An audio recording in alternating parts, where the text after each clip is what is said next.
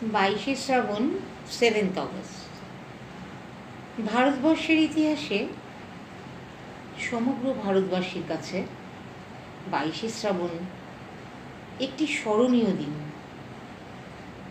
কারণ রবীন্দ্রনাথ ঠাকুরকে চেনে না, জানে না বা পড়েনি এমন মানুষ কিন্তু বিরল। যে শ্রাবণকে ভালোবেসে তিনি অসংখ্য গান, কবিতা লিখে গেছিলেন, সেই শ্রাবণেই তিনি পাড়ি দিয়েছিলেন দূর দূরান্তরে নক্ষত্র। 22শে শ্রাবণ, ঘনঘোর অন্ধকার, তমসাচ্ছন্ন রাত, চারিদিকে নিস্তব্ধতা বিরাজমান। এক প্রহেলিকার প্রহেলি, জমাট বাঁধা অন্ধকার, নিস্তব্ধতা বিরাজমান। জবাব হয়ে গেছে পালতোলা তরুণী সময়ের অপেক্ষা। হতাশার সাগর পেরিয়ে শোক আজ ঊর্ধ্বমুখী। ক্রমান্বয়ে বার্তা এসে যায়, সময় আগত প্রায়। বিধাতা পুরুষ এসেছেন দাঁড়ায়। আলোর প্লাবন আজ যেন পথহারা। দুঃখের সাগর হতে ওঠে বিদায় বাণী।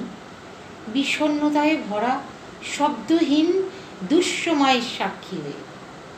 আগত সময় স্বজনহারা ব্যথায় কাতর। অন্তিম শয়ন রাজাধিরাজ মহারাজ। পরম আপনজনের বিদায় সমাগত। কোটি কোটি জনতার জীবন বল্লভ।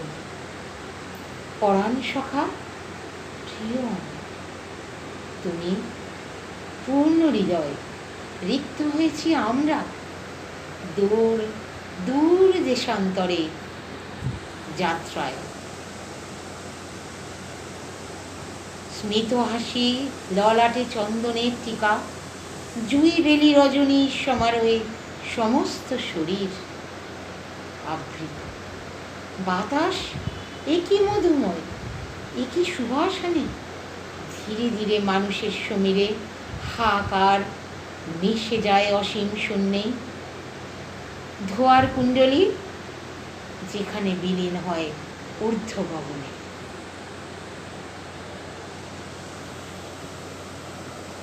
বাদল হাওয়ার দীর্ঘশ্বাসে যুথ বনে বেদন আসে।